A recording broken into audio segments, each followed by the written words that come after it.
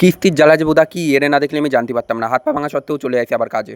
আর দোকানে এসে সৌরভ কয় চল একটু চা খেয়ে আসি। আর চা খেতে গিয়ে আমাদের ডেলিভারি বয়ের সাথে দেখা হয়ে গেল। আর ডেলিভারি বয়টাও আমরা ধরে বেঁধে নিয়ে আসি। এইদিকে গল্প করতে করতেই চলে আসলো আমাদের জন্য চা। আর চা খেতে খেতেই আমরা চলে গেলাম দোকানে। আমাদের মালিক আমাদের একটু কাজগুলো তারপরে বুঝিয়ে দিল। আর এই কাজ বুঝেই আমাকে পায়ে গেছে খিদে। ওই কারণে চলে আসলাম 5 স্টার হোটেলে।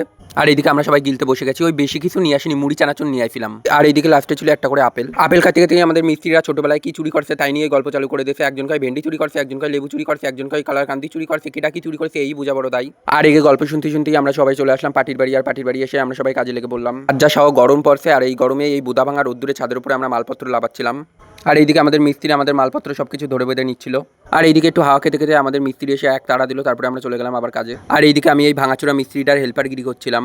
আর এইদিকে আমাদের সব কাজ করতে করতেই চলে আসলো আমাদের জন্য চা। আর চা খেতে খেতেই আমরা লেগে বললাম আবারও কাজে। আর এইদিকে আমাদের সৌরভ ভাই বলছিল যে আমার হাত ভাঙা, পা ভাঙা, মাজা ভাঙা, একটা গার্লফ্রেন্ডও নেই, আমি এখনো বেঁচে আছি কেন। তারপরে ওর মনে বললো যে হ্যাঁ কিস্তির টাকা শোধ করতে হবে। এদিকে আমাদের কথা বলতে বলতেই কাজ হয়ে গেল কমপ্লিট। যদি ভিডিওটা ভালো লাগে লাইক কমেন্ট শেয়ার।